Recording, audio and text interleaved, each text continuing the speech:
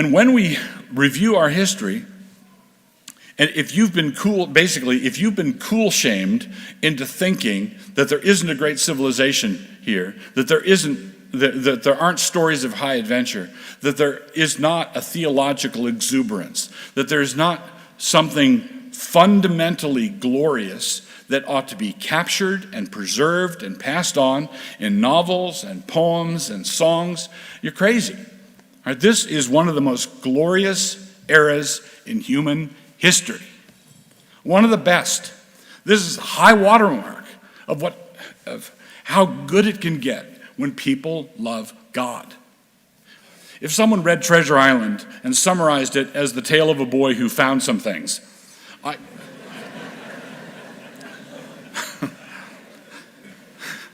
I can think of many things to call such a man, but literary critic wouldn't be one of them.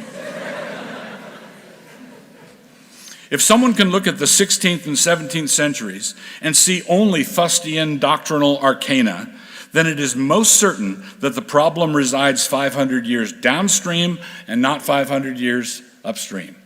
We are the blinkered ones. We are the blind ones. We are the ones who have failed to apprehend. We're the ones who have failed to receive our inheritance. This is a great and glorious heritage.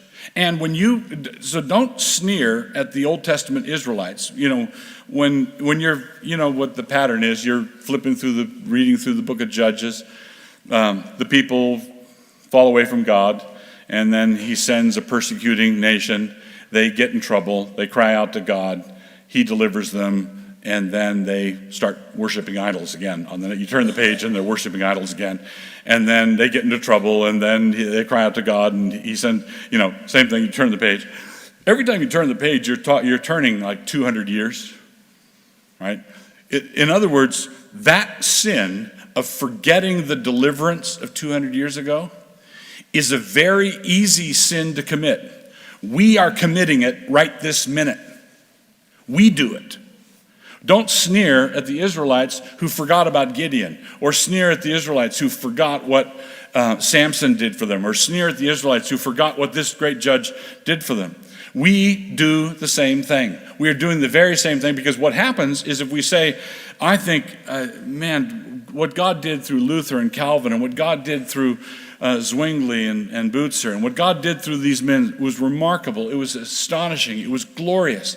And then people taunt us and say, well, you're just a Calvinist, or you're just a follower of men, or you're just a Samsonite. Luggage. Sort of. I should not have used Samsonite. Not in my notes.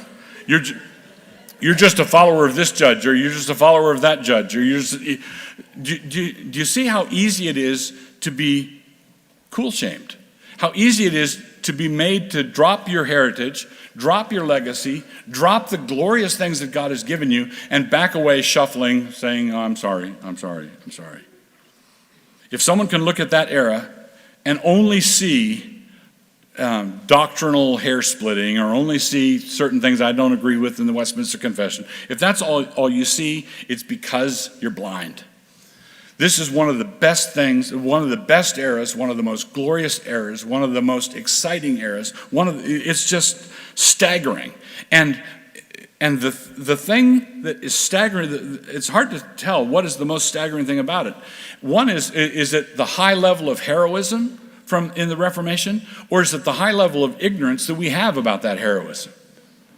I think it's the latter. I think our ignorance far surpasses their heroism, and that takes some doing.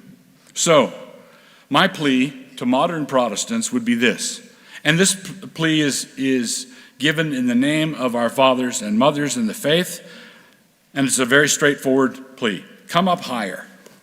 Think higher. Remember. Come up higher. Don't let it go. Don't let it drop. You're not a bigot if you don't let it go.